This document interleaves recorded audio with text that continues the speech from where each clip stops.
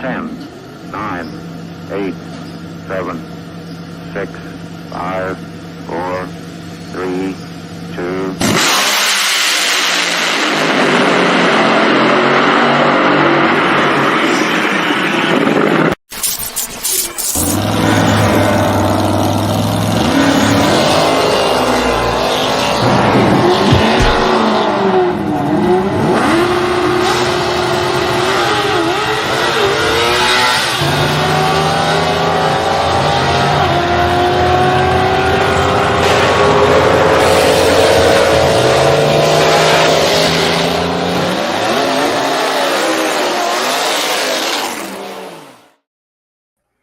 Drag racing fan, it is Tuesday night. It is the Power Hour brought to you by Weldon High Performance, and we're going to kick the show off with a power moment from our very own Bobby Bennett, the man who established, the man who has carried on for 25 years, CompetitionPlus.com, bringing you the best in drag racing news, a place on the internet that you can believe what you read there on for the world of drag racing. I'm Lee Kraft, aka the Monday Morning Racer over there, Dugenay Bland. Dugenay, without any further ado, let's get the boss man on because he's got a fresh, and it's been a while, get off my track moment. Welcome to the show, Bobby Bennett. You forgot the guy who was too stupid to quit 25 years ago. You left that out of the title. Well, we weren't going to go there, but you did. Okay. But we're glad that you were that dumb. No. All right. So all day I've been having a Clint Eastwood moment, in Gran Torino, get off my lawn kind of thing, except in our deal is get off my track. Okay?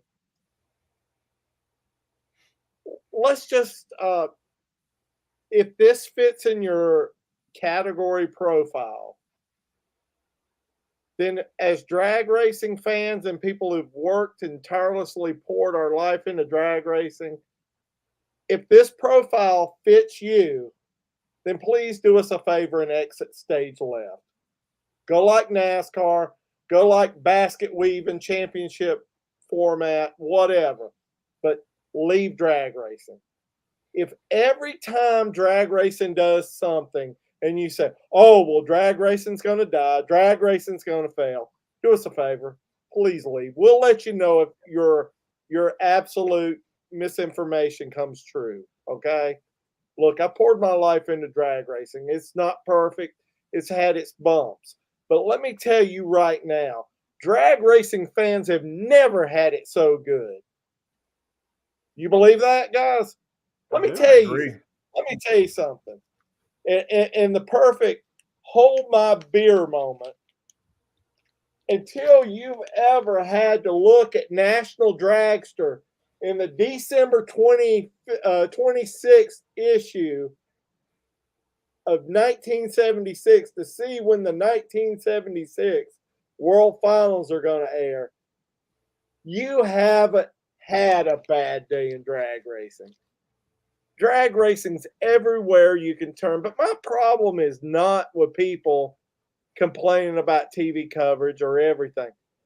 It's the fact that we spend and pour, and I got to be up at 4 o'clock in the morning in this office cranking out copy that nobody is going to read, or it appears that way. We put a link up, people comment, post, most eloquent posts, but there's one problem. What do you think it is, Dugenay? They never read the article. Amen. Headline readers. Amen. Do us a favor. If you can't read an article that we pour our hearts into writing, not cutting and pasting a press release, writing an actual article, then don't comment. Okay? All right. What's got my boxer shorts in a wad? The 2-day experiment at Richmond, Virginia. NHRA announced they were going to run 3 qualifying sessions on Saturday and eliminations on Sunday. condensing the event instead of doing one on Friday, two on Saturday, and then running the event. And we can thank the successful debut of this format to the Pro Superstar Shootout, which showed it could be done. So immediately, again, in one of the articles on Competition Plus, Friday would be reserved for the Lucas Oil drag racing categories. Perfect. These cars will run all day. They'll run at least 2, maybe 3 sessions of qualifying, and then maybe a couple of rounds of eliminations. All of a sudden, it has become NHRA's crapping on the sportsman racers, and one person says, "Oh, they're always urinating on us." Whatever. It's really no different than we run on Thursday. All day Thursday, we run sportsmen. And by the time they get to Friday or Saturday, they're already in eliminations. Now, nobody said this was going to be an all-pro show on Saturday. How many times do we start up at 7 or 8 o'clock in the morning with sportsmen? Except by this time, they'll be in the second or third round, possibly. Heaven forbid, rain, which that's another story all in itself. You got all kinds of people saying, well, we should make it Friday and Saturday and use Sunday as a rain day. Newsflash, the tracks in the NHRA are in this to make money. Correct? I mean, then we see on Fridays, how many times have we seen times where you could shoot a cannon in the stands and not hurt anybody? A lot. Because Friday is not a thing. And that's another misnomer. I'm cleaning the house while I'm at it. I'm just going to go ahead and get it all done. First off, let me go on with the grandstands thing before we go any further. Newsflash, not everybody sits in the stands. Not everybody wants to be elbow to elbow with the woman to the left of you with 38 longs hanging out of her tank top, or a guy wearing a hair sweater, sweating all over you, okay? Nobody wants to be compacted. But if you look down on the fence, they're usually 6 deep or 7 deep. What happens if you move those 6 and 7 deep up into the grandstands? It's packed. They're full, right? I can tell you people have said, oh, these stands are empty, they're empty, they're empty. And I'm just like, you didn't walk through the pits. I can't even get through the pits. I have to have traffic signals to get through the pits. It's so packed in there. Oh, you photoshopped the photo. Look, I got better things to do, okay? And photoshopping photos for the sake of making my point ain't one of them. Okay, so let's kind of go back to the Friday thing. All right, what have we determined? NHRA and the track operators have to make money to stay in business. Friday is as dead of a day at the drag strip as any. Do you agree? Yeah. How much money do you think you're making on a dead day? None. Newsflash, if they did 3 sessions on Friday, most fans are only going to get to see the 3rd session, which would be 1 session. Why do you think that is? Most people have to work. Yep. Unlike us who have the cush jobs here, most people have to work, and they leave the factory or the plant or the auto parts store and come to the drag races. So number one, who's going to pay full price for a 1 session when you could have seen 3, right? All right, then we go into Saturday. Oh, well, guess what? We got Sunday, but if a race runs out, NHRA and drag racing has already proven that it's cheaper just to move it to the next race. Nobody wins in a rainout. Race fans aren't the only ones that take it in the shorts. The people putting on the races take it in the shorts. If the race fans take it in the shorts, they're not going to come back. But if the racetracks and the sanctioning body take it in the shorts, there ain't going to be no race to come back to anyway. Right. So plus, even if they did want to go that route, look, NHRA gets blistered for doing a lot of things, a lot of stupid stuff. I'm just like, at what point were you thinking when you made this decision on certain things? But this time, NHRA trying to do something for the betterment of the sport, and my God, you'd have thought they took somebody's grandma's teeth and ran off with them. Really? Okay. If you didn't notice, we never have TV on Fridays, right? Do you ever see TV outside of NHRA TV? You don't see it on FS1 or anything. 9 times out of 10, you don't see it. Okay, Barely. so who wants to have their qualifying go all day long and not be televised? Right? So if we have qualifying on Saturday, we get more qualifying coverage, right? We got qualifying coverage. Whereas on Friday, we have nothing. Sunday, then we have the race. They plan the TV schedules month in advance. It's not like they pull a schedule right out of their rear end at the last minute. Yes, there can be adjustments and stuff on the fly, but in this situation, the television schedules and everything are already set. So you got to go with that. And if there's rain, the cost of rebooking flights, booking extra hotel rooms, which we're already getting jacked in the shorts on that as it is. You know, when you pay $300 for a 2-star hotel and you leave with more things than you came with, like bed bugs and stuff, you know, that's what they face. So, guys, sit back and think about this stuff. I guarantee you the stuff that most people fuss about would not be the things they fuss about if they were the ones running the business. Have I made my point, fellas? I think you did. Did I leave anything out? Look, everybody's entitled to their opinion, no matter how misguided it may be. Look, you want to shoot yourself in the foot? I ain't going to stop you. You can shoot it all day long, but don't complain when you got a nub. And you better think long and hard about this. When you wish for things to go away, sometimes they do. Think about some of the things that we have. You go away, we won't have the same sport we have. Okay?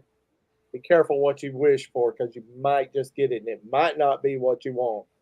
Drag racing fans, you've never had it so good.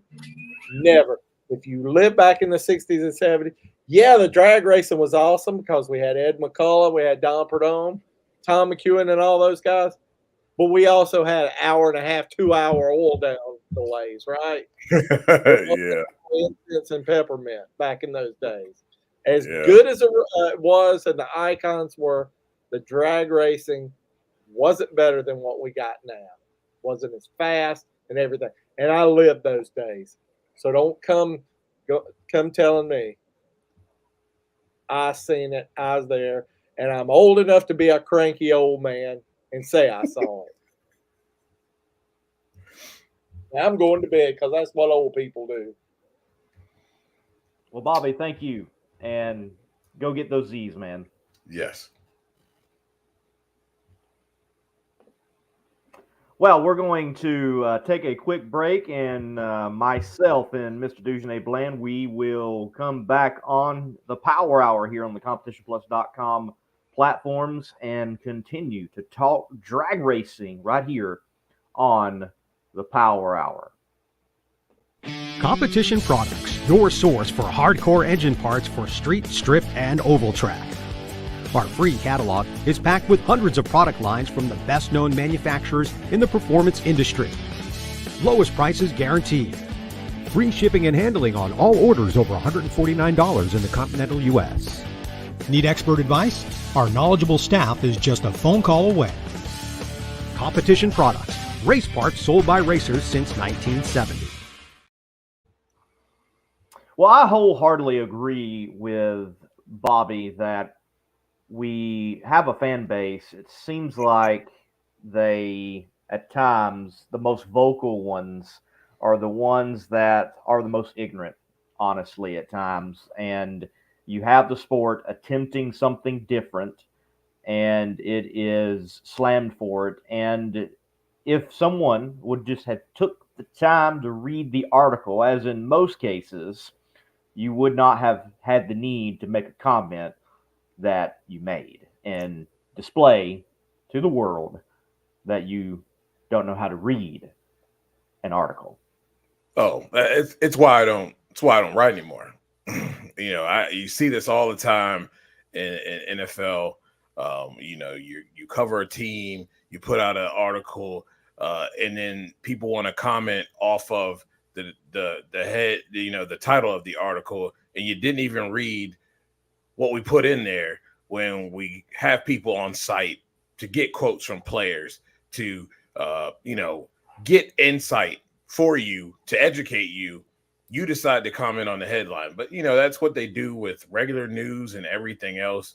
It's absolutely annoying for those who put the work in to give you good coverage, and you just won't take the time to click it, but you'll click that clickbait that people put out there all the time that says absolutely nothing, and you'll buy into that, but you won't click an article that very well sourced and educational at the same time. It bothers me too, and that's why I don't write anymore. I'd rather just do a show. It is so frustrating. There is an individual today on another competitionplus.com article made a comment on the Instagram side of the post saying that quoting Buddy Hole makes the article irrelevant, talking about this 2-day shift because he's only now making an attempt at a first full-time pull in the Nitro ranks. And I'm thinking to myself, so 3 years at the professional ranks as a renter driver, and then 2 years as a owner driver, and also you have, him for nearly a decade promoting drag racing in the Midwest in the nostalgia ranks. He's definitely relevant to comment on such a move. And the individual commented and made the case almost as if this whole article was not worth reading because someone quoted Buddy Hole for his, House of Cards logic. But in the article was Paul Lee, very successful businessman, also part-time racer, by the way. Yep. Terry Haddock, who has done full-time and now does part-time, but is a privateer. Also quoted the promoter of Pacific Raceways and quoted the vice president of the NHRA. That's a pretty well-rounded article. Yep, agreed. And don't talk about my guy, Buddy Hall, like that. Fascinating, man. It's fascinating. So, okay, Tony, and I'm going to assume Maggio is how your last name is pronounced. What about the folks pay for a Saturday and Sunday and it rains out and they move it hundreds of miles away and that it's go home? Well, I don't understand why this argument comes up with this 2-day shift. What if it rains out Friday, Saturday, Sunday like it did at Epping? Yep. And you got to move it down to Bristol. It's no different. It isn't. Folks, you don't plan for bad weather in the sense of, oh, we're going to move the date. No, you assume you're going to have good weather because we have better weather dates than we do bad weather dates. So I understand that. Does this conversation come with NASCAR? Friday and Saturday for a rain day, but I think it's better you assume you're going to have good weather and you give yourself a better opportunity to have people in the crowd. Does this come up with NASCAR? I mean, are we talking this nonsense with NASCAR? I mean, and NASCAR has gone down to a 1-day program sometimes. So what's the gripe? I mean, to me, 2 days is more palatable because it's less time in that 3-day window, and you get to see 3 sessions instead of 2 in 1 day. So you get to see your guy that may not qualify on Sunday run 3 times at least. I don't see what's wrong with that at all. I mean, it's ideal, and people have complained about the length of said events, and they give you a short one and you whine. Like, some people you just can't please, though. You cannot. Now, Stanley makes an interesting comment here, and I haven't heard all of the details. He says the change of schedule is okay. He's cool with it. I know they have to make money, but the people who paid for it 3 days only got a $30 credit for Friday. Now, I haven't heard on how they are working it, because originally it was scheduled as a 3-day pro event. This is a retroactive move, if you will, from the original schedule. One, I applaud the flexibility of the NHRA to make a change after the statement, but I would wonder that $30 credit, how is it worked out and how is it going? And I've got to do some deeper diving into that and understand the how the mechanics of that, how it was worked out. I think something everyone's missing in all this too. So I hear a lot of people, oh, it's a good move for the teams.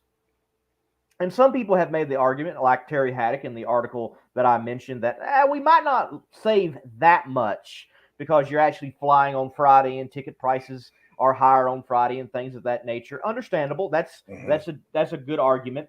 But I don't hear enough people mentioning that this is a deal that gets a national event back to a track and in a market that really the NHRA should be in and at. But Tommy Franklin has got to have a good deal too. Yep. It makes sense. This is something I really feel that was brokered with also the track in mind.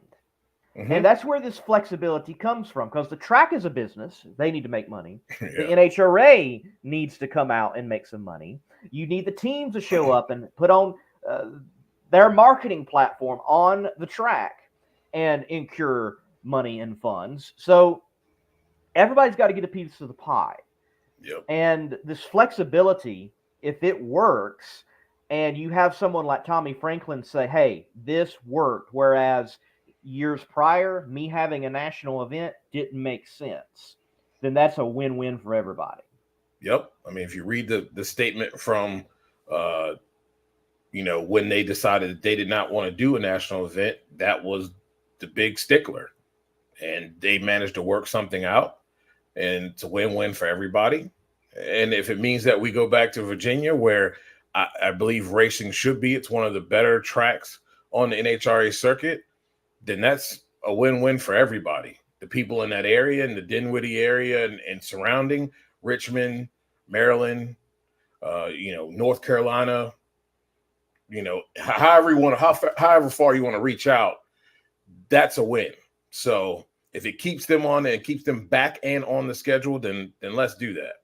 Because, at the end of the day, man, it's about making money. So it is business. It is business. And, for the fan, it's entertainment. Okay. Yep. I'm throwing out my dollars to be entertained, and then, go enjoy. If it's 2 days, fine. I'm glad that we are in a place with the NHRA. I believe it is moving forward, though slowly, maybe not as fast as we'd want, but they are entertaining different things. This is something that, look, let me say this. 3-day sessions in 3 qualifying sessions in 1 day is not unheard of in drag racing. Was it unheard of with the NHRA professional ranks? Yes. I'm not sure that there had been that many qualifying sessions on a day. Someone, concerning the historical nature of the sport and diving deep into the stats might be able to find some altering to a schedule at some national event, but I don't think that it had occurred. Granted, it was certainly not the norm and would not have been something that was scheduled. But the fact is, I'm glad we're at a place that you have individuals saying, hey, we're going to take an opportunity to switch this up. Yeah, And I that's agree. good. And I think that speaks volumes of what else could we get in the future. Yeah, I see the comment there about it could factor in, but I think we had this conversation last week too. Like certain places do very well with 3-day events, and no reason to kind of switch that. And some places probably could use a 2-day event, and yeah, I do think in the future that gives them an opportunity to take a look, see where they can make adjustments, and then they'll make those adjustments accordingly. So, yeah, this is a good start. As Bobby stated, it was started. Pro Superstar Shootout showed that it can be done, and NHRA is adapting it, kind of like AEW, WWE. AEW does something, it looks like it works, and WWE adapts that. So I think it's great, and it'll steamroll into something else. It's all about evolution, growing, and I think the NHRA is definitely trying to do that. Yes, I agree. And I think this also is a big moment because the professional teams at Bradenton got together and they got 4 sessions of qualifying, 3 of which were on one day. They showed they could do it. They went ahead and did it under their own terms. And the NHRA for the Mission Food Series saw that it is certainly doable and that they had done it. And, well, here we're going to try it now at the professional level. Yeah. And look, kudos to the NHRA for the adjustment that they made in Phoenix, and at the Arizona Nationals. I mean, they had to make some things work. They had some issues on Friday, and they made quick decisions to get all that worked out. I'm sure, it requires some teams to kind of speed up a little bit and change their format of what they do, and had to get in a different mindset, but they were able to get it done. And, I applaud them for that because, once again, for another week, you had some situations that had to be dealt with. So hopefully when we get to Vegas, we'll be situation free. Right. So, Rat here, he mentions, I miss Wally Parks. And I'm so glad Wally established what was. I really wonder, though, if people would be in agreement with Wally on things today, because Wally himself was an individual that was forward thinking. That's why we got the NHRA. You had someone that was forward thinking and put it together, established it, and pushed it forward. He made changes to the NHRA. Here recently, I was watching Brian Loans and his YouTube channel. He was speaking about some of the early funny cars and how funny cars, well, they were obviously seen as funny, and not just funny, but almost laughable within the sport, and that the NHRA didn't really want to have them along, but yet the fans loved them so much, and they saw a marketing opportunity and platform. But he connected that to earlier in the sport. There was a time earlier in the sport that people were using a lot of aircraft engines to create the big horsepower out in the sport, but they were banned. They were outlawed because you weren't going to go and have any of the marketing dollars from the big 3 in drag racing without people running those platforms. Yeah. So he made a change. You've got Wally Parks remarking about the 1,000 foot before we ever moved to 1,000 foot. He was a forward-thinking individual. So, yeah, I really wonder if people would like it or not. I wonder. Yeah. There's a few things that might rub people the wrong way, especially if it went 8th mile racing. I don't know.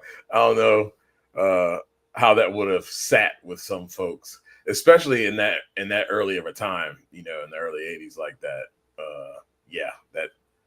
That might not have sat too well on some people. Might not have. Granted, I don't understand what the problem is with folks not liking 8th mile drag racing, because honestly, the people who so many times say I hate 8th mile drag racing, they're also the same people asking me in the comment section of my videos or the videos of Funny Car Chaos or videos elsewhere, is this 8th mile racing? They don't even know. You got to inform them, and then when they know, they're like, oh, I don't like it. Oh, that's so weird. Okay. I like it all. It doesn't matter. 8,000. Hey, I don't care. You look over the history of drag racing. There have been, yes, the quarter mile is a standard, but it is not what you must run. There's 10th mile drag strips. I mean, my dad talked about that back in the mid 60s. Not every track was quarter mile, and you ran 8th mile. Some were 10th mile. The indoor drag racing was like 350 feet or something of that nature when they had it. I mean, there's been all different types of distances. You have modern day half mile drag racing and longer. So it's all over. The quarter mile is a great place for it to be. It works, it fits, but you can't take anything away from the competition that happens in the 8th mile. Go look at PDRA drag racing, man. Some of the best drag racing I think we have right now. So yeah, I agree.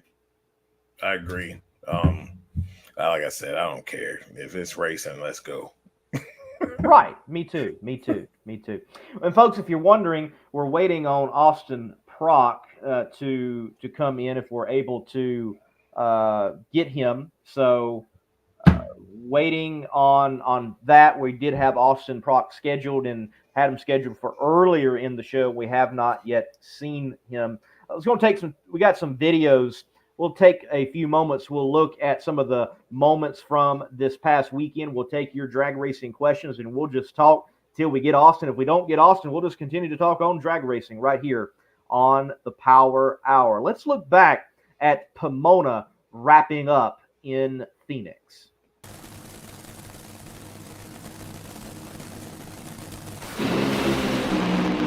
Ashley was out first.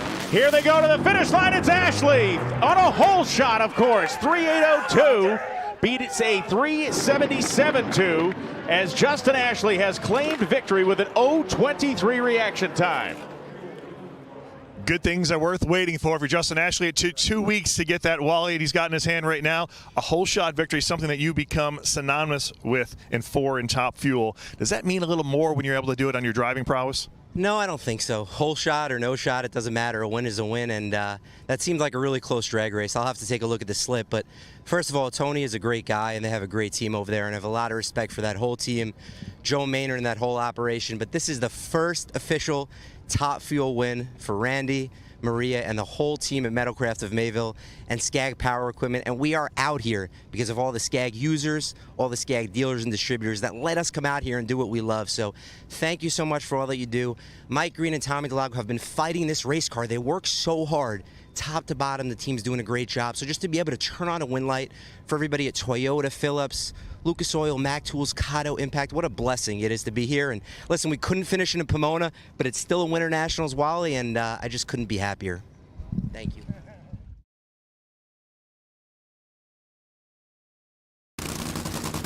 This, the final of the Lucas Oil Winter Nationals.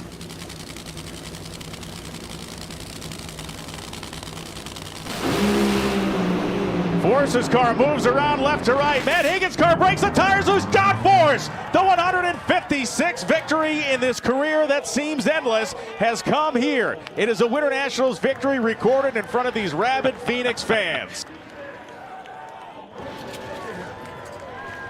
John Force, that was number 156. When you started this a long, long time ago, could you imagine you'd put up that kind of a number and winning the Winter Nationals? Didn't imagine they'd have drivers like Prock, drivers like Robert Height, like Hagan, like Caps. I mean, I'm too old to even race these kids, and it's exciting. I give it all I do and fudge everywhere I can. But Daniel Hood and them guys for Breezy and Cunningham, they gave me a hot rod, and so did those kids. And I'm really excited to pull this off. And Robert, thank you for everything you've done. When I'm failing, send me back for new glasses, doing everything, trying to get this old man back in the game, because I got whipped last round. I'm kind of embarrassed and by these kids. But I'm excited to be here for Peak, Chevrolet, GHX, all these people, off-road campers, this list, Power Solar. But I'm telling you, this trophy's for Frank Teagues, because Flavor Pack's on all my hot rods, and that's the way it is, and I don't like it. They like it, but the rest of the world don't understand it. I don't understand it either. But right now, I'm alive. I was going to quit this morning and walk out the gate, and now I changed my mind, Prock. But I told you.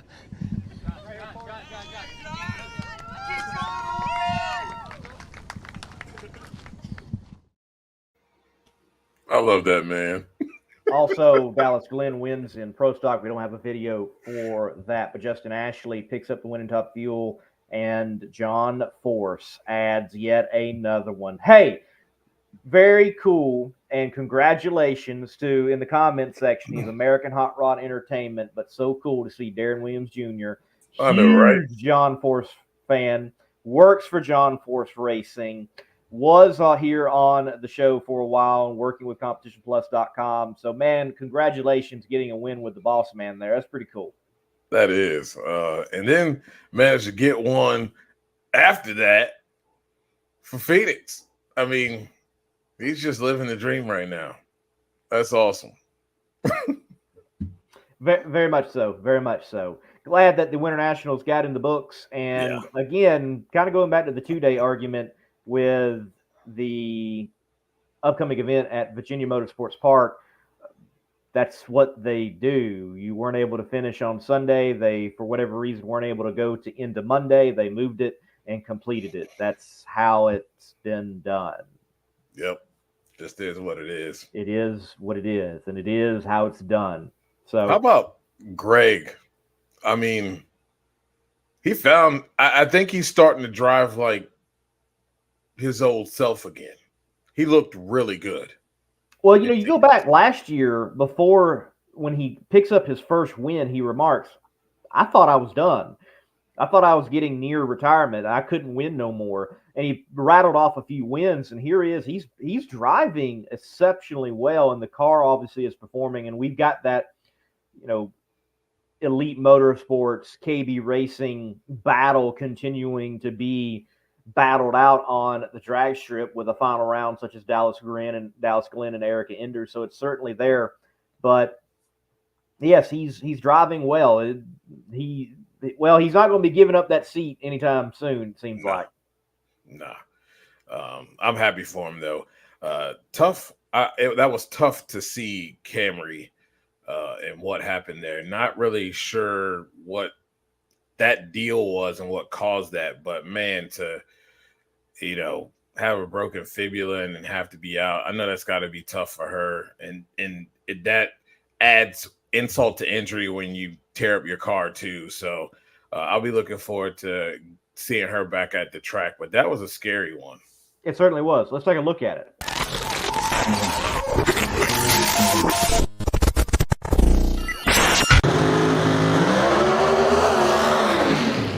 First gear, second gear, and it was drifting to the right towards the center line.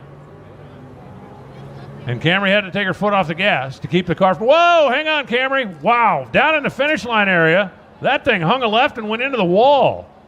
Banked across and into the other one.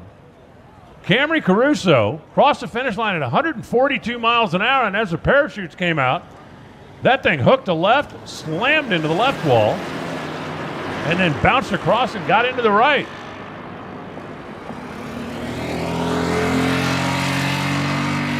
When she let the clutch out, it did get off the starting line, but it had the nose in the air, was just drifting a little bit towards the right.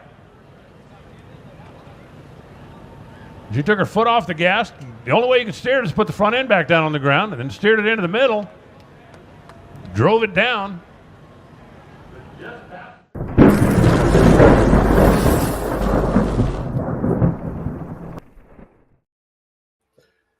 You know what that looked like to me?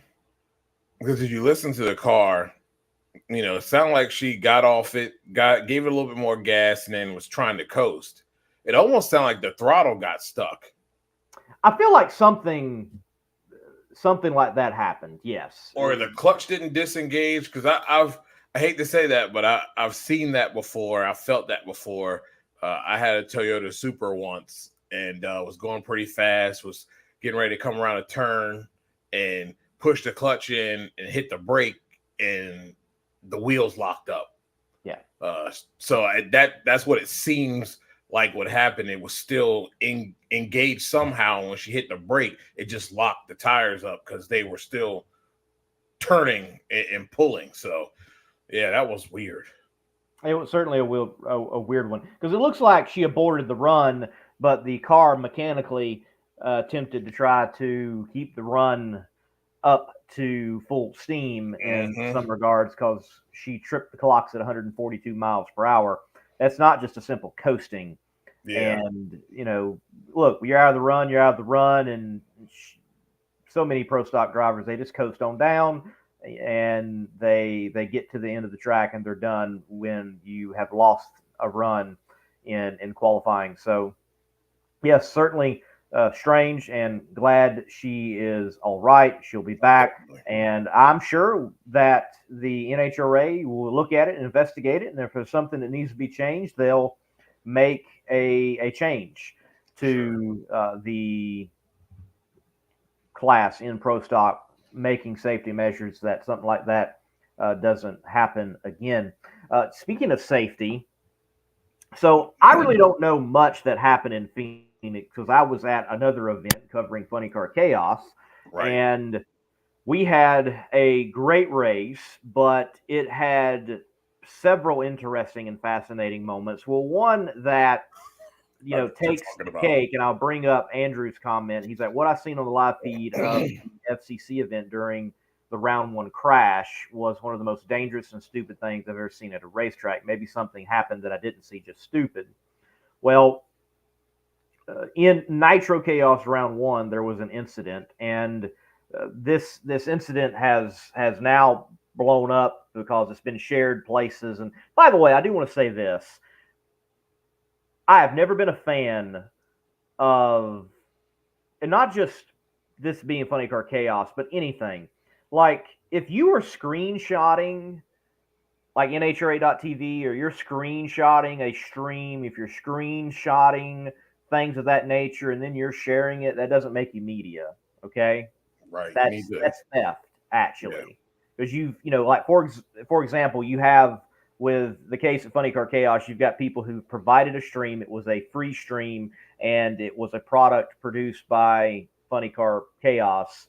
And, though it's on YouTube, you do have rights still to what is produced, whoever that is, from NHRA to any sport entity. So just capturing something and sharing it doesn't make you media. And it is, in fact, a form of theft. Granted, I know we all ripped and made CDs and stole pennies from music artists. I understand, but nonetheless, it is. With what happened, Chris Graves later on the Funny Car Chaos forum, the group, expressed that, well, everybody screwed up, and in that it was a screw up that Mike, the guy in the funny car on the track, he should have got out. He stayed strapped in, but he should have got out. I thought he had gotten out. No, that wasn't him. No, so he and that's the biggest problem here. Well, so he doesn't get out. The starter sends Todd. When he steps on the throttle, an O-ring fails, and the car turned dead left in his own fluid of fuel, and he does later on go and strike in the rear the pandemic funny car. Well, throughout the chain, Chris is like, you've got a failure here, here, and here. Just everybody failed.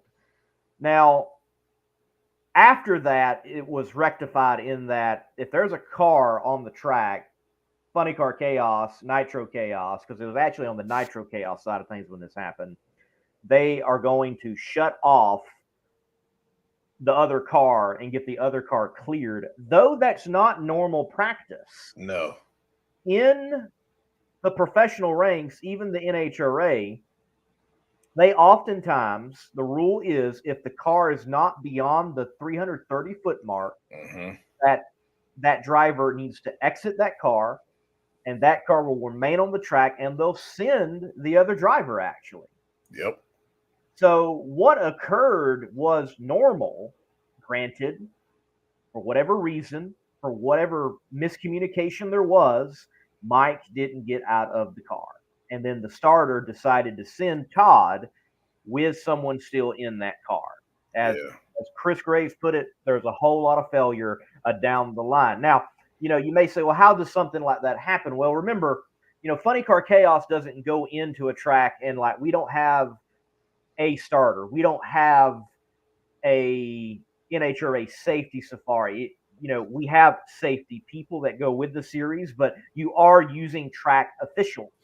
Yeah. You have a track starter in this situation. So nonetheless, it was a communication failure all across the board is the way that he put it. But it was rectified because it actually happened again in the semifinals. But when it happened again, Mary Reet, her car stalled. They got her out. She goes over the wall, but they shut down eventual race winner in the B field, Nick Polson.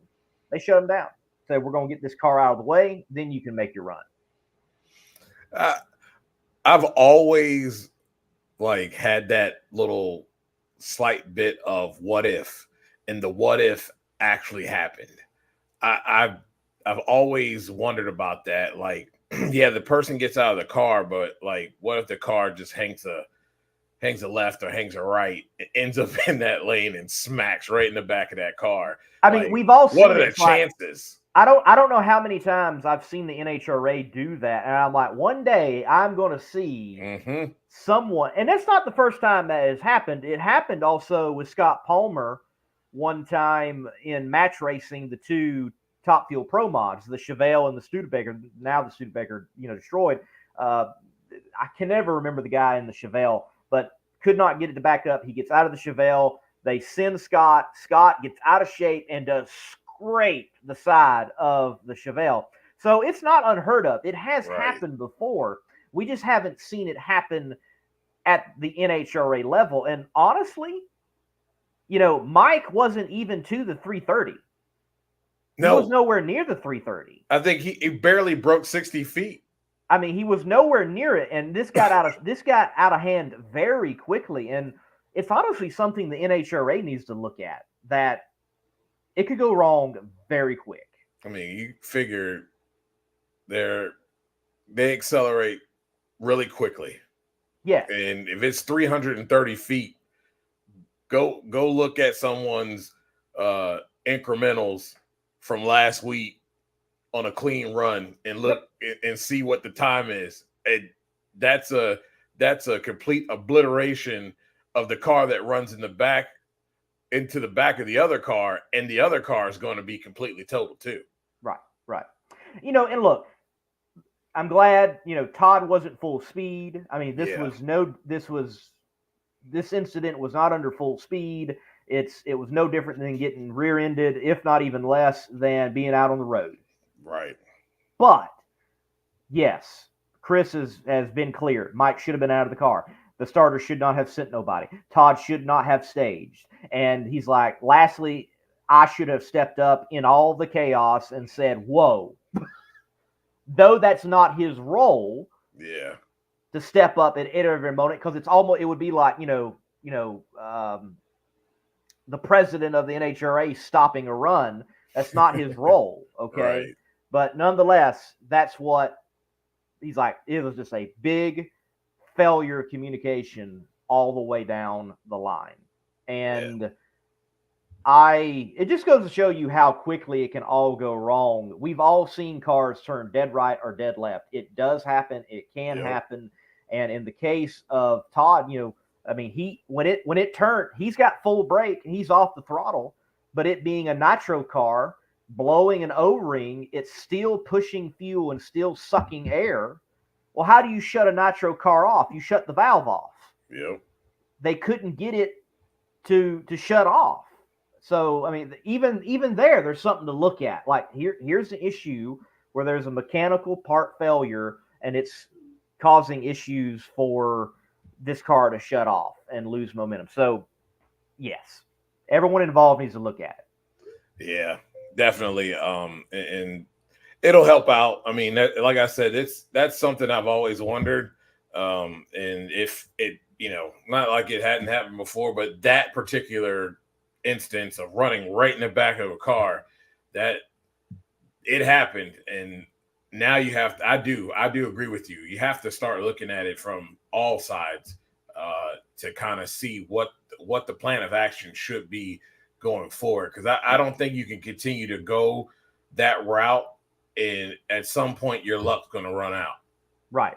And Andrew, to your comment, yes, and I think I clearly stated that. The problem is that Mike didn't get out of the car. And beyond that, you had so much communication failure anyway. And again, this was a matter, the NHRA does this all the time, but there's it just hasn't happened at that level. Yep. And I guarantee whenever it does, the same thing is going to be brought up whether someone's in the car or not, that, hey, you had this hunk of metal on the track and it cost us.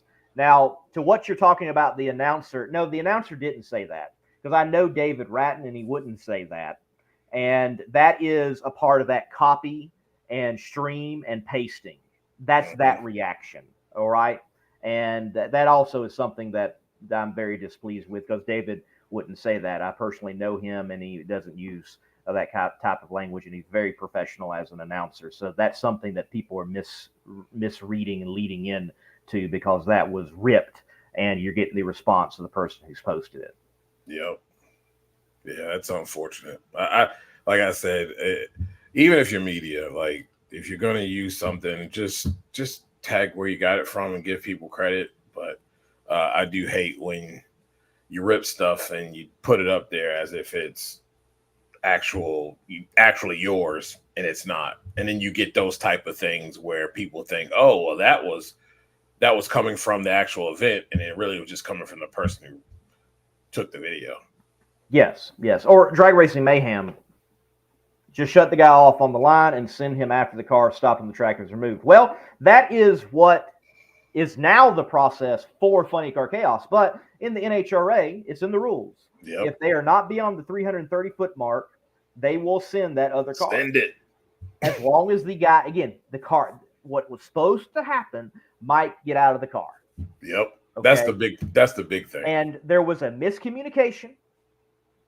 And with all that going on, and for, Mike felt that he was, let's keep this in mind. Mike was strapped into a race car that is designed to take a hit. Yeah. So can we kind of back it up a little bit? Yeah. He stayed strapped in, and for whatever reason, he's like, hey, I felt safer in this moment. I don't understand all of it, but we've seen Dale Creasy and Dave Richards get out of funny cars hitting each other at 300 miles per hour. Yeah. Says a lot about the technology, though. You know what I mean? Yeah. Again, I really think we need to look at this and say, is it the right thing to leave a car on the track, period? Or is 330 feet too far out? Maybe it should be less than 100, if it's over 100 feet, maybe. I don't know. Yeah. 330 feet does seem a long way out, though. That's a lot. That's 330 feet of something could happen. That's a little bit too much for me anyway, especially after what we saw in such a short period of time. Right. Right. I agree with Dave, though. Like, what if he wasn't in the car and he didn't grab the brake? Like, that car just goes rolling down the track after getting bumped. There's a lot of what ifs. Well, Drag Racing Mayhem, they were more proactive because after it, Chris said, you know what, we're going to go beyond what the rule is, and we're going to establish our own and say, we're just not going to send you. We're going to get the car off the track. Yeah. That's beyond what even the NHRA has stated. Yeah, that was a smart move. So, yeah, it's one of those deals. We all knew it was going to happen some point in some time, and it did, and it occurred. Now, what I will say is Chris is very quick to make a change. And, I mean, there have been things that have happened in Funny Car Chaos that have impacted rules throughout drag racing. You know, with Ken Singleton having his fire. And that car was up to date. That car was one of the best cars out there. There was nice stuff on that. And he had a freak incident on the track. And it proved some gaps that were not just an issue with Funny Car Chaos, but NHRA wide. And that's now why drivers in the fuel ranks, they have to wear a one-piece suit because of what happened to Ken. Yeah. And it's like, oh, well, here's a limitation that we did not expect. And we found it through this racing situation. Yeah. So that falls in line. I've been saying this before. That it falls in line with media people and sponsor people following the rule of being behind the wheelie bar. It really unnerves me to see these people, whether you're from SCAG or wherever, even PR individuals, up next to these funny cars and dragsters. All it takes is for one kaboom, and people are going to get seriously hurt. And it's in the rule book, just not being enforced. It needs to be enforced. I mean, I'd rather see those guys sitting in some type of thing that's elevated, you know, as close as possible.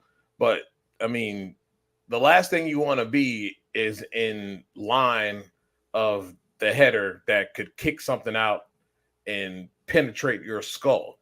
The last thing you want to be is within not even feet, it's inches. If that thing decides to go kaboom when he or she steps on the loud pedal, the parts and pieces and shrapnel that fly everywhere, and you're right in the line. And I hate for it to take for someone to get hurt before we start enforcing a rule that is already there. It's dangerous up there. It is chaotic up there on the line. And yes, you never know what might happen. I know when I'm filming on the line, I make sure, like, I do not cross behind a car unless I know that it is in gear to go forward. Yes. I have seen way too many pro mods. I've seen it many times. They thought it was thought it was in gear to go forward, and they bump it and it goes back. Actually, I've seen that. Or on startup, it's in reverse and it shoots back. I have seen that happen. So you know, you have to be careful. You have to take precautions, and you have to really watch out when you're on the line. You can get run over by a tractor really easy if you're not paying attention. I see that so many times. People are like, oh, track prep's underway, and they don't think racing is happening, and they're like, oh, the track isn't hot. It might be the hottest it is. You got a huge tractor taking up the whole entire lane doing track prep and just barreling through. Yeah, walk out in front of that. Yep. And no, Darren, that ain't worth risking your life for a shot. Like, you got to be safe. It bothers me, and especially when it's a rule there, and I continually see individuals in the line of fire and breaking the rule. Enforce the rule before someone gets hurt, please.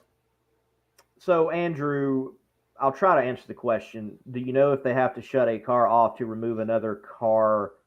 Do they go to the back or just fire right back up? It's under, so the way it worked out, it was under the discretion, I believe, of the crew. So I think with Nick Polson, that was a great example. It was a nitro car, and they cut it off. Some have been making arguments in chats that, well, it's a nitro car and they're hard to shut down. No, they're not hard to shut down. You just, it may take a little bit while when you shut the valve and it's not instant. It kind of goes in that death rev and rattle, and it takes a little while. But all you do is you just spin it over, you windmill it, you clean it out. They know what to do. You can refire it up. I mean, you got a warm up, and then you go back in the lanes and you fire it back up. Okay, so it's think of it that way. Now, they did elect to go to the back and let things cool down a bit, and then they fired it up, took the tree, and didn't even go down the track. Okay, so they did do that. And I think that's up to the discretion of the competitor. Is do we just fire it right back up once they've got the car off, or do we go to the back? But nonetheless, yeah, they got the car off the track, and it might be something to look at beyond. Yeah. Yeah, I agree. I didn't know you were joking, Darren. Sorry. My bad. I was in serious mode. So Andrew, what happened to Roy was a situation of it was in qualifying, I believe, at ZMAX, if I remember correctly, for a sportsman class. I think it was Super Comp. And the driver went through the water box, not a burnout, went through. And it's very common practice that drag racers will back up, especially with dragsters, and roll back into the water box and get their tires completely wet, come back out of the water box and be ready for the burnout because he was waiting for the other car to leave. What happened to Roy is that car pulled through. You look at the footage, Roy apparently thought it was clear, and that other guy and that guy or gal or whoever backed up and did collect Roy. And it's one of those head on a swivel moments type of situation. That's what happened. Definitely you got to keep your head on a swivel down there. You do. Parts, so much going on down there. It is chaotic. There's so much going on, and it is chaotic. Everybody's like, "Oh, I want to go to the line. I want to go to the line." There's so much going on down on the line, and it surprised me there isn't more miscommunication and stuff happening. Yeah, and you had a big miscommunication there in Texas, and what I do find interesting. 2019, the finals. Robert Height does that big long burnout, and the fuel sloshes, car shuts off, and he isn't able to back up. Well, they send Jack Beckman. Normal practice. Robert's out of the car. They send Jack. Go take a look at where Robert's car is placed on the track and what cone the nose is past. The 330 mark. Yeah. I found that interesting. Yeah. Yeah, that's a little too far, but hey, I don't know. Was that what do they call that? That was a judgment call. Right. Right. That was interesting. I still want to know the conversation that John Force had with two NHRA officials after that. It was rather heated. Yeah. I got that on film. That was rather heated. I still want to know what that was. Would have liked to have been a fly on someone's arm in there. Yes, for sure. Well, as of right now, we still haven't got Austin Prock. We've had some folks trying to run down. Maybe we'll have him next week. Look, drag racing wise, folks, remember, you may think, NHRA, it's not racing this weekend or this or that and blah, blah, blah. But there's drag racing everywhere. Go down to your local track and support your local track. Do not be one of these fans that just goes to an NHRA national event. That's the only drag racing you go to. Stop it. Be better. Yeah. Go to your local track and support local drag racing. And one opportunity you can do this very weekend, one of the biggest shows for the Southeast Gassers Association. Every time they show up to this place, Shady Side Dragway outside of Shelby, North Carolina, this weekend, Friday qualifying and eliminations for a big show for the Southeast Gassers Association. If you have not seen Sega in person, seeing Sega in person at Shady Side, you get the feel that they are going for with those cars in that setting at that place, and always spectacular racing. Also, they have made great improvements to the track. Brand new stands, and making updates to the track. So if you're on that side of the country, make your way and see it. Yeah, there's always some good drag racing going on. This weekend, though, we got the 4 Wide Nationals in Vegas. Going to be pretty interesting, I think, with everything going down. Some guys are starting to find their groove a little bit. And I think this kind of plays into some of these cars that are running well, like Paul Lee. It could be a Buddy Hull has been close here the last couple of times. I'm looking forward to seeing some upsets, and I think we're going to see some in this, this 4 wide format, which I enjoy. It's refreshing. The 4 wide format does tend to create some upsets. I will say, though, if I remember correctly, last time they were at Vegas for the 4 wides, it didn't go in any upset way or fashion. Nah, it was pretty much cut and dry. It really was. So you never know what you're going to get. I think the professionals, they're being just that. They've got to where they understand the system, and they've got it. Now, wasn't it last year at Vegas in the 4 wides that we had the Josh Hart, Sean Langdon staging debacle issue? Yeah. I don't think that'll happen again. I don't think that will happen again either. Oh, hey, by the way, we haven't also mentioned so much drag racing this past weekend. NHRA national event there in Phoenix. You had Funny Car Chaos, Nitro Chaos. You also had the Spring Fling, the Million. That was going on. Biggest money bracket race there is, basically, and it was a spectacular show. Luke Bagacki, he gets the big check, if you will, and certainly a professional racer in his own right. Though he's not in a fuel car or in a pro stock car, he's a racer. If there's a racer, and he got the job done out there. That is a phenomenal show as well. They put on such a great production with the Flings. So, hey, drag racing is doing just fine. I mean, this past weekend, and PDRA was racing this past weekend. Yeah. So, look, this past weekend, you could watch NHRA, PDRA, Chaos, and the Flings. And the Flings and Chaos had free streams, and NHRA was on national television. Yeah, it was great. It was great. I popped into a few just to catch a few, see what was going on. It's amazing what we have going on. We do. I remember someone in the chat on the Chaos stream threw in, all right, I've got PDRA on the computer, I've got Chaos on the phone, and I'm watching the Flings on something else. They had it all set up, and we're pulling down the neighborhood's internet because they were watching drag racing on several platforms. Yeah. So, again, it's a good time. It is a good time. It is. Darren makes a good point with the Legends series.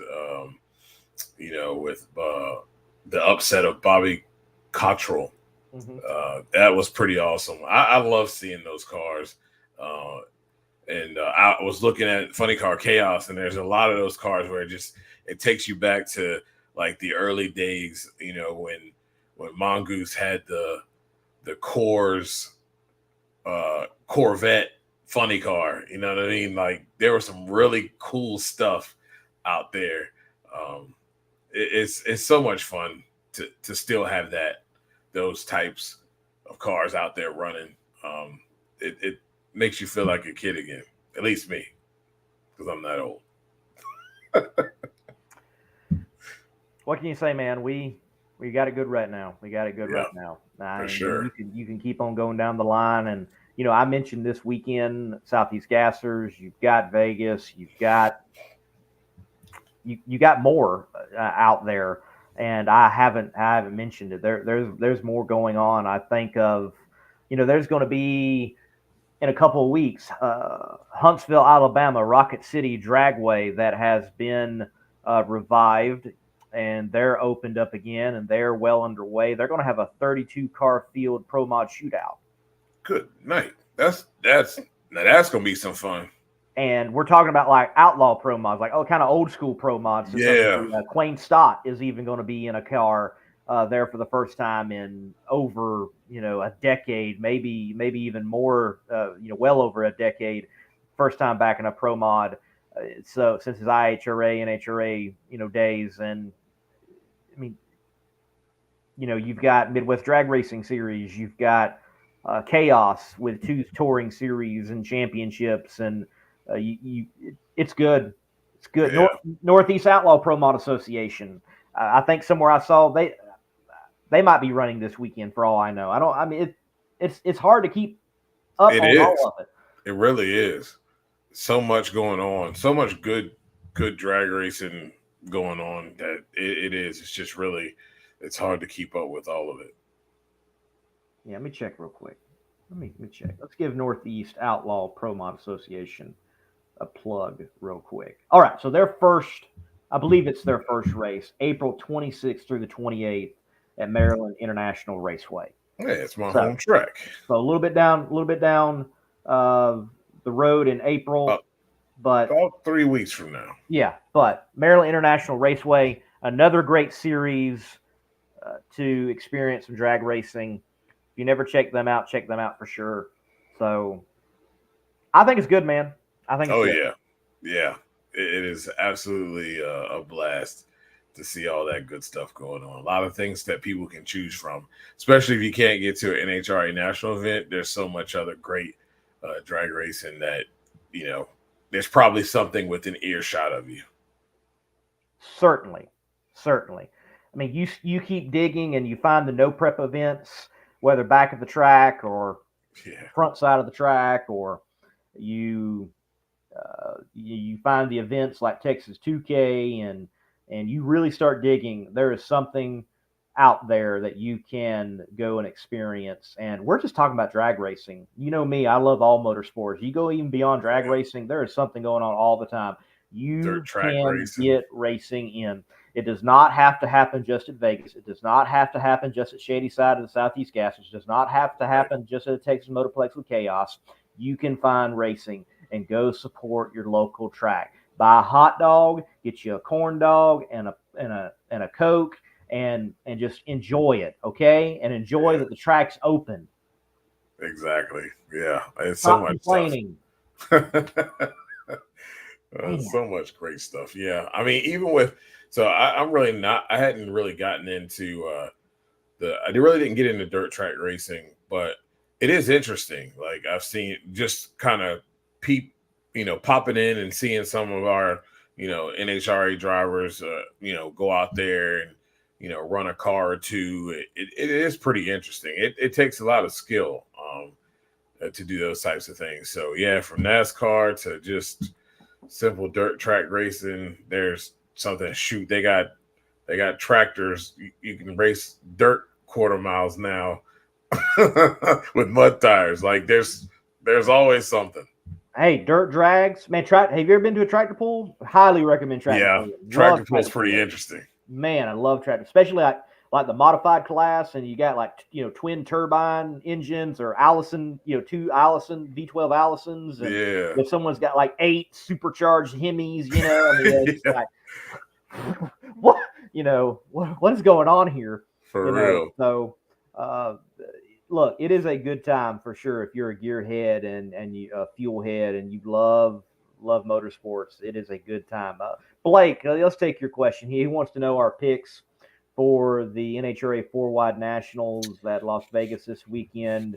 I think one, you cannot go against Erica Enders and it being Vegas. Yep, that's one. You have to go with it. I don't care what the format is. It is Erica Enders, Las Vegas. I think that is the bet you've got to go with. And I will, I'm gonna go Ron Capps. Ron Capps needs something to turn around. It needs to happen. It needs to happen. And I'm gonna go J.R. Todd on that one. Okay, J.R. Todd. I think that's a good pick for sure. And right now, Top Fuel, man, you got Ashley picking up the Winter Nationals win. You got Sean Langdon going out and winning at Phoenix, and they've got a great start to the season. I'm going Steve Torrance. Okay, This is usually his little dig to here. He's pretty good at 4-wides. I'm going Steve Torrance. You know what? Last year, he picked up his first ever NHRA Wally in a 4-wide format, but it was in Top Alcohol Dragster. I'm going Tony Stewart for his first ever. That's a sneaky pick, and it seemed like they kind of got that. Seems like they're kind of getting the car going in the direction they want to. I know he had made a comment about Leah being lighter and him being heavier. And that, ladies and gentlemen, does make a difference because that means they have to change the way the weight is distributed with the car, and that can upset the tune-up. So I think once they figure out, I think they're starting to figure out that weight distribution. We know they have the tune-up. So yeah, that's a sneaky pick there, Lee. That's a sneaky pick. Vehicle dynamics. Yep. Important. So there's my picks. And if I remember correctly, bikes are not on the scene. They're not on the scene. Not till Charlotte. Right. Long time. Yes. Yeah, they have an interesting start to their season. It kind of reminds me of the truck series for a very, very long time. They'd start and then you don't see them for 2 months. Yeah. And it almost was like 2 starts to a season. They've got to change that though. I just think it's way too long of a time, especially if you're a team. I think of some of the teams. I think of Kelly Klontz. They work. You don't have time to be taking breaks and being able to test. And they were hoping that they could test. Everybody was hoping they could test before Gainesville. It didn't happen. So some of these teams, where that's not their full time. They race, but it's not their full time. That it's hard. So once you go out there and you think you start to work out the kinks at least a little bit, now you gotta wait 4 weeks before we're back on a track again, and then it's on a track going 4-wide. So you add all that into it. It's like it's just really hard for teams that are have debuted new bikes that they're not used to yet. You know what I mean? That they're still trying to figure out certain things. So, it usually takes them a few races to get going because of this big, huge, empty void in the schedule. It is a gap. It is a gap. And I'm sure there are some competitors who like it. I'm sure there's others, as you just mentioned, they don't like it. It would be nice to see one event on this early Western low swing, if you will, that we get with the way we've got it right now, Pomona, Phoenix, and also Las Vegas. By the way, how good is it that we got Phoenix back? Yeah, I was very happy about that. And I like the fact that it's Firebird. Back to Firebird. So many people, Antron Brown said, Wild Horse Pass. Look, man, it's Firebird. Firebird is the name it should have always been. Firebird. And, I love where it started. What it should have been. Yes. Yep. I love it. I like their branding. I like their logo, like the tower all blacked out. And it looked good. And I think that's also something just for everyone out there that wants to have this doom and gloom kind of thought and outlook on the sport, this track looked like it was gone, and yet people worked hard behind the scenes and we got it back. Does that happen to every track? No. I mean, I last time I went by Commerce, Georgia, I stopped and saw the old home national event, a place that I even raced junior dragsters, and went to a lot of Super Chevy shows and saw pro mod and national events and enjoyed a lot of drag racing at Atlanta Dragway. And it's just sitting there. Towers down and the strip's still there, concessions area still there, the little house out front still there. It's just sitting there. And it's so sad. It's so sad.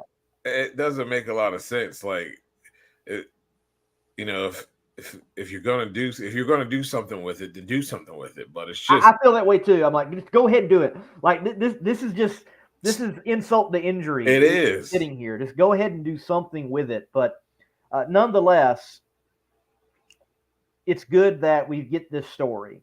And yes, we lost Topeka, but you have a brand new drag strip get built, I believe, roughly two hours the other way, 4 hours, I think, total from where Topeka is to where Flying H is. And there's 2 drag strips being built in Florida. Now, they're not going to be national event tracks. So they're going to be 8-mile tracks, but they're going to serve their racing communities with another place to race. Yeah. And they're, if I remember correctly, like Jacksonville, Panhandle type of Florida area. So it is not all doom. Oh, by the way, I can't. Motor Biscuit, what a rag that place is when it comes to articles and motorsports. There was that guy 2-3 years ago, just apparently had history writing for Hot Rod and other people. Don't even know how, but he writes that the drag strip at the Fairplex is going to go away, and the NHRA won't be drag racing there, and you had people disprove it early on, and now after the fact, we get,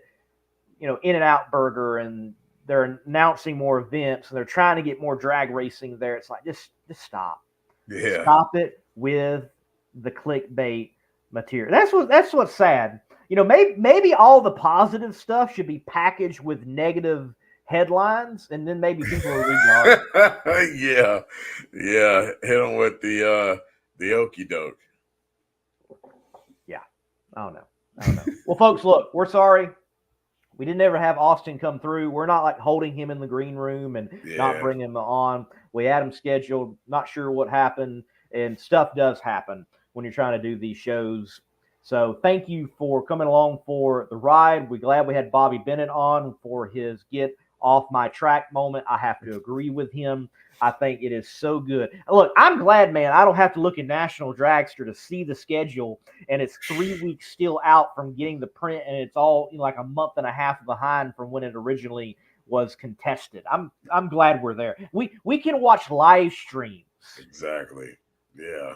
I mean, think about it. Some of your action, you didn't get your full season, and didn't see your full season until you had Diamond P bring the video out for that particular year. Half of those races you didn't even see. It's a good time. I know. It's a good time. I know. And with that being said, I find it interesting. And I say this without taking any credit away. Steve Evans, Dave McClellan. I mean, we're talking about voices synonymous with NHRA drag racing. Right. But when I dive back in and I do research and I watch like American Sports Cavalcade, which would have been that recap of a race that you would have got early on if it wasn't a live event type of situation. Yeah. There's a lot of other voices involved that so many people never mention. Brock Yates, Paul Page, others. And I'm like, why do you all not mention these guys? I don't know. It's kind of weird. Like, so I saw something. It was an older one because Paul seemed to have, he was in it in the early days, seemed to have vanished from being anything in the TV and pits, and then he popped back up later on. I think it was like the 2000s era of ESPN. And when I saw the early ones, I was like, wow, I forgot about him being there in the early days. Yep. It is quite odd that those are the 3 guys that most people remember. But there were so many people that, that were either there during that time or there and resurfaced later in like that 2000 era and came back. So yeah, it's pretty interesting. It is. I like the ESPN coverage with IHRA, and you've got Bob Jenkins. And, yeah. I mean, he's covering IHRA, and they're out in the middle of nowhere at the time, Bristol, covering the race. So, yeah, Reggie Jackson, he was part of that. Yeah. It just, I don't know. I just find it, I wonder if it is Dave McClellan and Steve Evans for so many because of those in review tapes. Right. Yeah. I wonder. Yep. I think that it was the same thing with Bob Fry too. Like, you know what I mean? You not only called some races on ESPN, but you have those times where they were involved in a lot of the series tapes. So you're like, those are the ones you always remember. Because I mean, I know my uncle had every one of those Diamond P videos, like every one for every year. So my favorite was Drag Racing '89, though. Wore that thing out. I hear you. Yes, Barb Varsha, Brett Kepner, and Ted Jones, great IHRA team, and it, I liked the coverage when it was on Speed and when we got it on ESPN. Loved watching Nitro Coops on ESPN. I remember those, and loved Nitro Coop in person. It was always a good show to see. Yeah, I even remember the TNN days. That was pretty cool. Those were some cool times. May not have been great because it didn't really catch a lot of coverage, but yeah, it was pretty cool though for its time. Good. It was still good. And I will say honestly, I think in some ways having the opportunity to craft the story and have a little bit more time helps when it comes to tape delay, because doing things live and in the moment, it's a different game. It's a different ball game. It really is. It's fun to have more of that now, even from the announcer side when it's live and in person. You get better reaction. It seems to be a better reaction from the guys in the booth. Brian and Tony. I like it when Tony gets fired up. It makes for great TV. Yeah, Lonnie mentioning Chris Economaki. Yes, he actually had. I mean, he covered a lot of motorsports. Again, there's more crossover with some of these sports broadcasters than I think people realize at times. Ralph Shaheen doing the pro shootout event earlier this year. That was a coming back to drag racing after a long time of not covering it. He did coverage on the TNN days along with Steve Evans, and I think of when it comes to Ralph Shaheen, I automatically think World of Outlaws and ASA. That's what I think about on TNN. So yeah. I thought Jack did a really good job at the Pro Superstar Shootout in the booth. Now, what I have not heard at all is, I didn't get to see any, but Jack was in Pomona. Yes. And he was doing top end, I believe, for NHRA.TV, but I haven't heard much about that. I thought that he did a good job. I prefer Jack in the booth because of his knowledge. He can tell you some things that other guys can't necessarily break down. I don't know if it's whether, that's not just, that's not their forte or what, but, Jack is definitely an educator, and there's a lot during that Pro Superstar Shootout that he was really able to get into the nuts and bolts of certain things. And I thought that made for great TV. He had great questions on the top end for Pomona, but I would prefer him being up in the booth.